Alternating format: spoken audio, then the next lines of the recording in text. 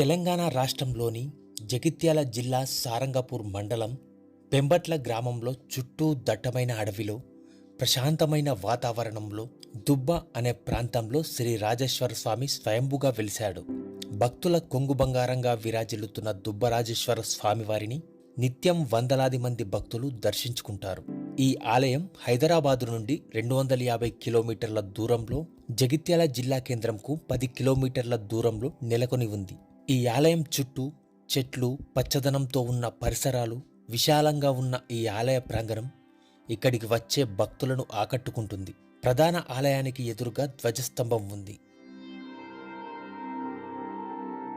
దీనికి సమీపంలో బలిపీఠం ఉంది. పార్వతీ సమేత సుబ్బరాజేశ్వర స్వామిని నమః. ఇది పెంబట్ల గ్రామంలో సారంగపూర్ మండలం జగిత్యాల జిల్లాలో వెలిసిన స్వయంభూ ఆలయంగా ఉంది. పూర్వం ఇక్కడికి ఈ పద్మశాలి వైశ్యుడు వచ్చి ఇక్కడ స్వామివారి దర్శనం చేసుకున్నాడు. వాళ్ళు కట్టెలు అమ్ముకొని జీవించేవాళ్ళు.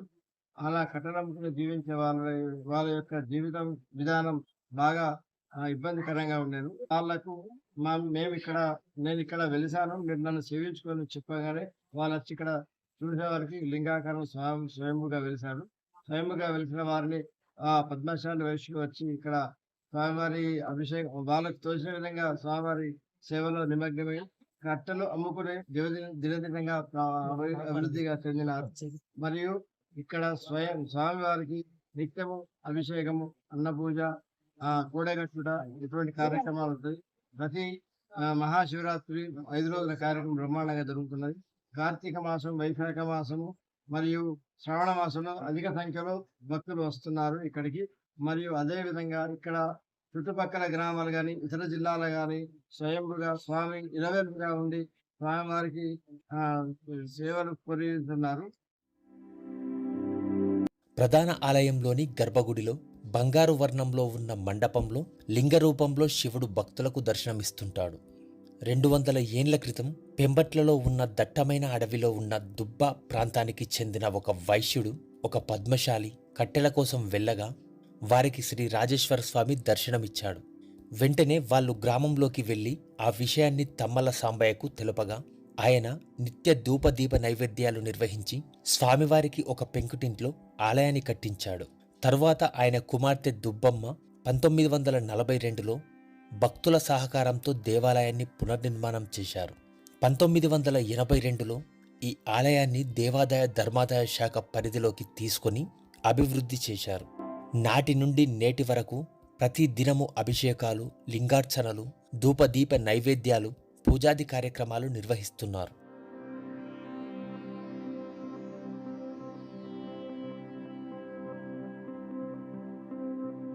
స్వామివారి ప్రధాన ఆలయానికి ఎదురుగా గండా దీపం ఉన్న అమ్మవారి మందిరం ఉంది.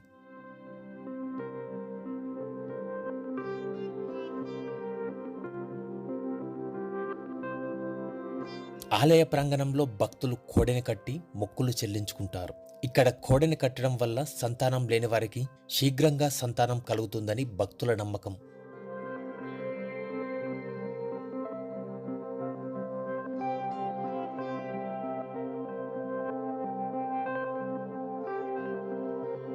ఈ ఆలయం శివకేశవులకు నిలయంగా శ్రీనివాసుడు, శ్రీరాముడు ఇక్కడ కొలువై ఉన్నారు.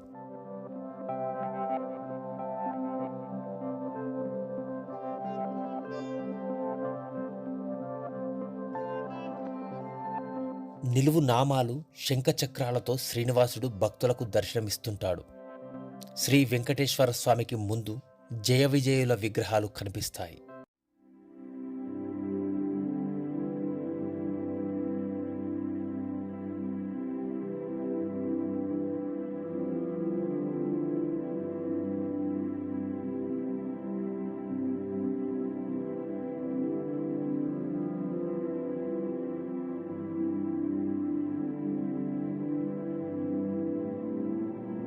ఒకవైపు అలివేలు మంగాదేవి, మరోవైపు పద్మావతి దేవి కొలువై ఉన్నారు.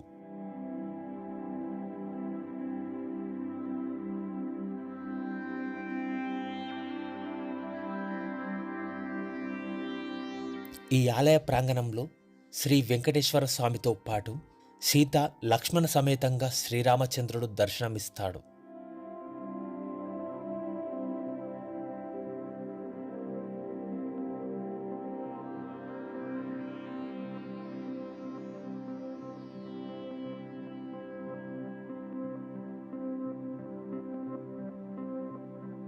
ఎదురుగా గరుత్మంతుడు దర్శనమిస్తాడు.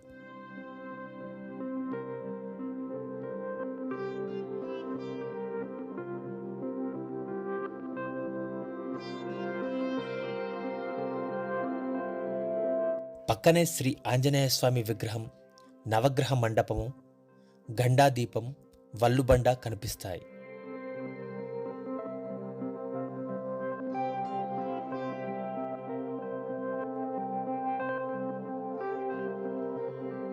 ఇక్కడ భక్తులు గ్రహదోషాల నివారణ కోసం నవగ్రహాలకు ప్రత్యేక పూజలు నిర్వహిస్తారు. ప్రతి సంవత్సరం పండుగలు, ఉత్సవాలు ఘనంగా నిర్వహిస్తారు.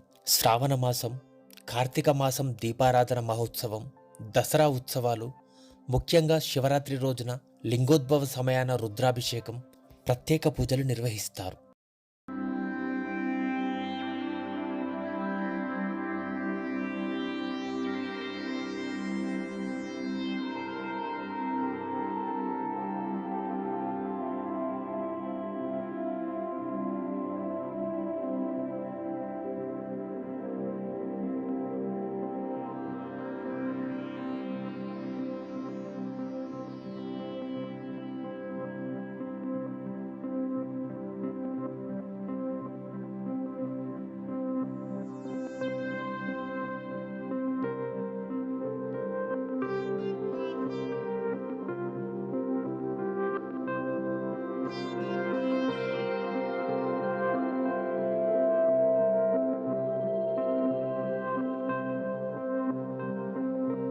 శ్రీ సుబ్బరాజేశ్వర స్వామి దేవస్థానం, పెంబెట్ల, కోల్హాపూర్. ఓం నమస్తులాయ. ఇటు దేవాలయం చాలా పురాతనమైనటువంటి దేవాలయం. దాదాపు 100 సంవత్సరాల క్రితం ఉన్నటువంటి చిన్న దేవాలయాన్ని తమ్మల్ల సాంబయ్య గారు గ్రామస్తుల సహాయ సహకారాలతో పెంకుటిల్లు నిర్మించింది. ఆయన తదనంతరం వారి కుమార్తె తమ్మల్ల దుబ్బమ్మ గారు 1942 సంవత్సరంలో దేవాలయాన్ని పునర్నిర్మాణం చేసింది. అప్పటి నుంచి ఆమె హెరిటరీ చైర్మన్ గా 1982 వరకు ఆమె మేనేజ్మెంట్ లోపలనే దేవాలయం అభివృద్ధి చెందింది.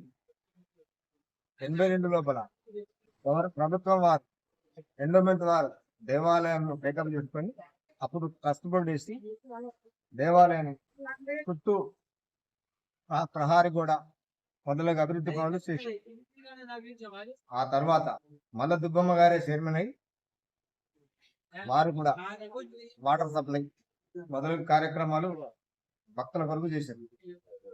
ఆ తర్వాత 1998 లోపల నేను వరంల శంకరయ్యను నేను ఫౌండర్ ఆఫ్ ట్రస్టీ సభ్యునిగా చైర్మన్గా ప్రమాణ స్వీకారం చేసి దేవాలయాన్ని భక్తులు, గ్రామస్తుల సహాయ సహకారాలతో ఇప్పటి వరకు అభివృద్ధి చేస్తూ వస్తున్నాం. ఇక్కడ ఉత్సవాలు శ్రావణ మాసంలో 4 వారాలు అత్యంత వైభవంగా దేవుని యొక్క ఉత్సవాలు. ఆఖరి వారం నాడు భజన కార్యక్రమం, ఆ తర్వాత అన్నదాన కార్యక్రమం, వృత్తి కార్యక్రమం జరుగుతాయి. దసరా ఉత్సవాలు, దసరకు సేవ గ్రామం లోపల విహరించి భక్తులకు దర్శనమిచ్చి మళ్ళా తిరిగి దేవస్థానంలోకి చేరుకోవాలి. ఆ తర్వాత కార్తీక మాసం లోపల దీపారాధన మహోత్సవం. అట్టి కార్యక్రమం కార్తీక పున్నమి నాడు ఇక్కడ అత్యంత వైభవంగా దీపారాధన ఉత్సవాలు జరుగుతాయి. శివరాత్రి మహోత్సవాలు, దేవుని కళ్యాణం. ఆ తర్వాత మహాశివరాత్రి నాడు స్వామివారికి అభిషేకములు, కోడెలాగలు, సావలు మొదలగు కార్యక్రమాలు జరుగుతాయి. తెల్లారి అన్న పూజ, పారాయణ కార్యక్రమం ఉంటుంది. 3వ రోజు రథోత్సవం అత్యంత వైభవంగా చుట్టుపక్కల ప్రాంతాల నుంచి సుమారు 2.5-3 లక్షల మంది ఆ యొక్క కార్యక్రమానికి హాజరవుతారు. ఆ తర్వాత రుద్రాభిషేకం, మహావిన్యాస రుద్రాభిషేకం, బ్రాహ్మణోత్తములతో స్వామివారికి రుద్రాభిషేకం నిర్వహించి అన్నదాన కార్యక్రమం నిర్వహించబడుతుంది. స్వామివారికి అభిషేకములు, అన్న పూజ కార్యక్రమాలు, కోడి మొక్కులు, కళ్యాణాలు జరుగుతాయి. భక్తులు నిజామాబాద్, వరంగల్, హైదరాబాద్, మహారాష్ట్ర, ఆదిలాబాద్, ముఖ్యంగా ఆదిలాబాద్ నుంచి అత్యధికంగా భక్తులు స్వామివారిని దర్శించుకుంటారు. ఇక్కడ ఈ యొక్క ఆవరణ లోపల హరిహర క్షేత్రం అని వెంకటేశ్వర స్వామి, అలివేలు మంగ, పద్మావతి అమ్మవార్ల సమేతంగా ఆ యొక్క దేవాలయం భక్తుల సహకారంతో నిర్మించడం జరిగింది. వావిలాల శంకరయ్య అనే భక్తుడు రామాలయం ఆయన యొక్క సొంత ఖర్చులతోని నిర్మించి దేవస్థానానికి అప్పగించినారు. ఇక్కడ దర్శించుకునేటువంటి భక్తులకు శివుని దర్శనము, విష్ణు దర్శనము, రాములవారి దర్శనం ఒకే ఆవరణ లోపల హరిహర క్షేత్రంగా శివుడు, విష్ణువు మొదలగా దేవతల వినాయకుడు, ఆంజనేయుడు, ఇవన్నీ దేవతలు ఇక్కడనే ఉన్నాయి. సముదాయంగా ఉన్నది. భక్తులందరినీ దర్శించుకుంటారు. ఇక వసతులు వచ్చిన వారికి భక్తులకు 4 వసతి గృహాలు సిద్ధంగా ఉన్నాయి. ధర్మశాలలు ధర్మగుండం వద్ద 5 రూములు నూతనంగా భక్తుల సహకారంతో నూతనంగా నిర్మించేటువంటి ధర్మశాలలు ఇంకొక నెల లోపల మన దేవస్థానం ఆధీనంలో బట్టి వస్తున్నాయి.